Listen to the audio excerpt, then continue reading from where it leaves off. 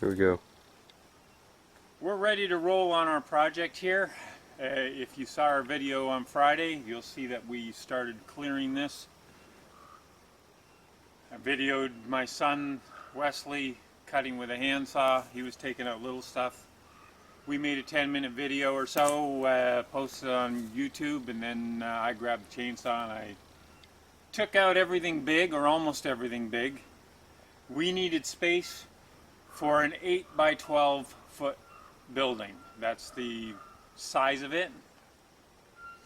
Right now we've cleared out all that stuff. That wood's being processed for my wood turning, MFCP woodworking, where I will use that eventually once it's dry enough.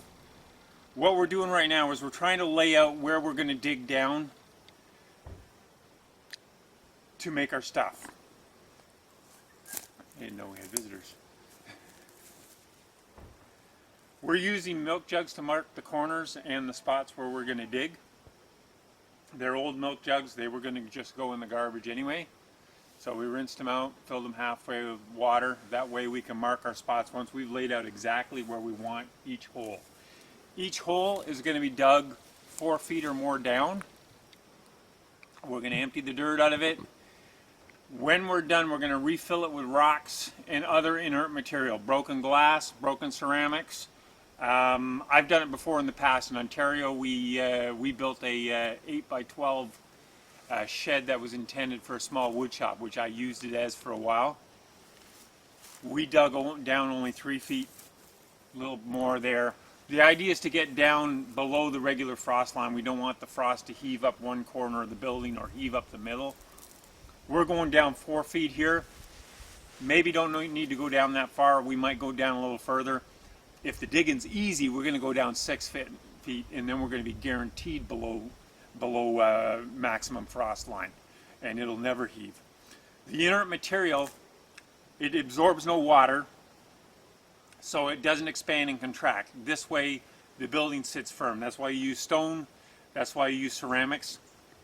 In the building we use in Ontario, I dug it out all the way around. Big mistake, a whole lot of work that I didn't need to do.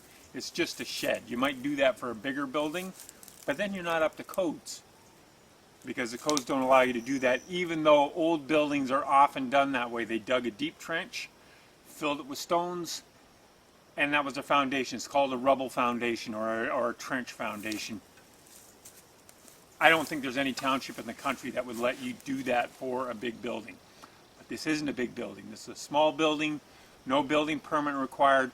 All we're worried about is making it so it doesn't move with the frost. We just want it to stay put and stay level.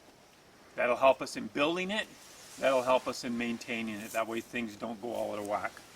These will just mark the spots. There is room for error. These holes we're digging in are going to be 2 to 3 feet around, 4 feet plus deep, 1 on each corner. And you can see we got a whole foot or more of error as far as square goes, so we're not worrying about being too square. We don't have to be too neat. We just want this to be laid out close. So what we're going to do is I got an 8-foot piece there, just over 4-foot piece there. We already just kind of plunked them down. We'll move them a little bit as we move it. Going to move this one over here and do it basically parallel.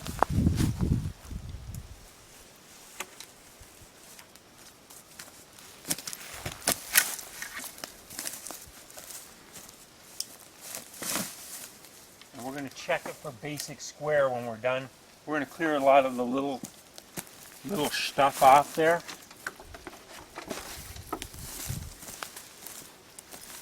We'll move these over as we see fit. We just want a close approximation of where we need to be on this. Once I've got the milk jugs all laid out. Whoop, you knocked one over. I'll just stand up, not a big deal. There. We're pretty close. I'm going to move over there. Get it all, so it's all in kind of a line. We'll get the wood out of the way.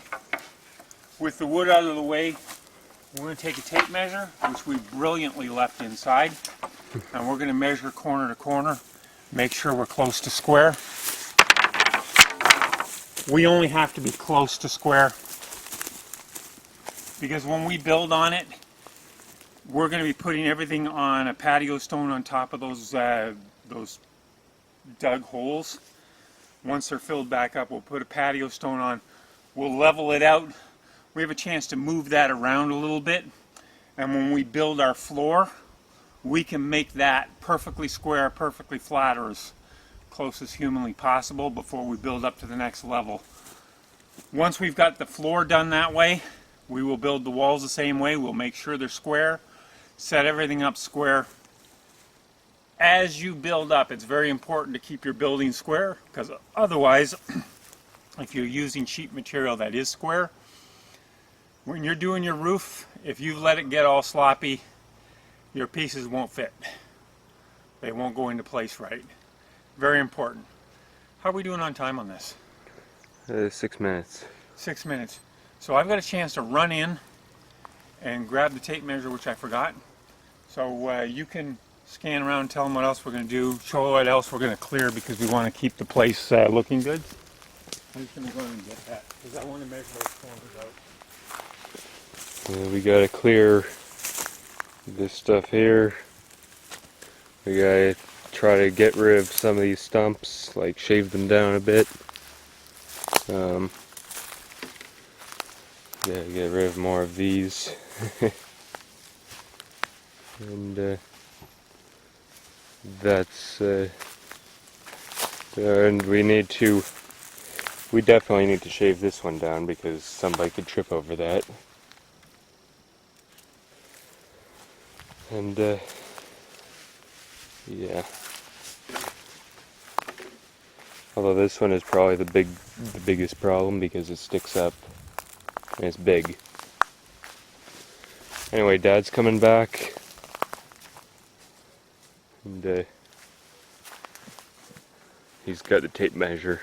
Yeah, I got a tape measure. I was just silly, I forgot it there. One of the tricks to making something square is that if it's square and you measure from corner to corner, the measurement will be the same. If it's out by a little bit, that's how much out of square it is. The one that's sticking out further has to be pulled in a little bit, and the other one has to be pushed out a little bit. I just want to be close, so I'm going to measure from corner to corner.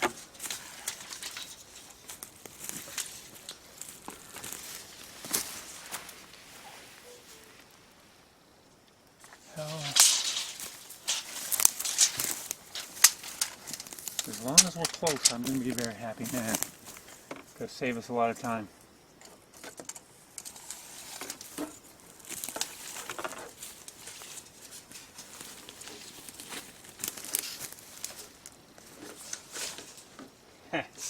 That's about as spot on as we're going to get. I'm surprised it's that close. Okay, so we've got plenty of room for error. So what I'm going to do is I'm going to grab a shovel and start digging one of these holes, because this is going to take us a while. I don't want to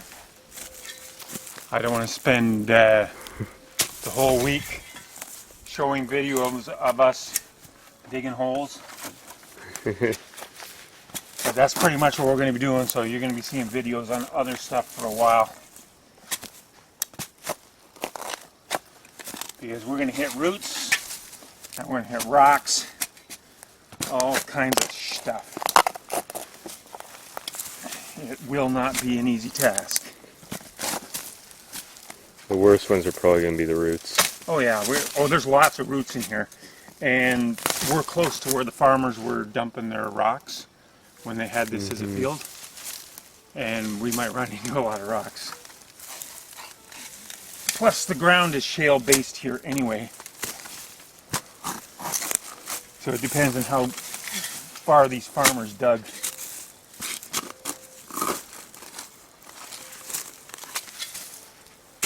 So this will take us a while. So if we're anywhere close to 10 minutes, this is what you're going to see for a while.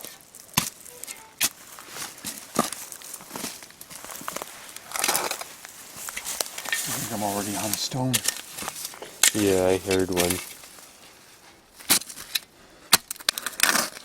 It's not a big one though, because it moves. Yeah. I think he just took one I out. just scooped the little one out. That's all gonna right. go in the pile. Yep. Well, that can be, the Oh, dirt yeah. can be knocked off of it And it can be put and back. put back in a hole, so. Anyway, we're over 10 minutes. Okay, lovely. So, as always, if you're, remember time flies whether you're having fun or not. Don't forget to subscribe and like if you're into that. We could use all the help we can get. And we appreciate you taking the time to watch us this far along. And don't forget, Amy too, he's gesturing at me. His channel, go check it out. Thanks a lot.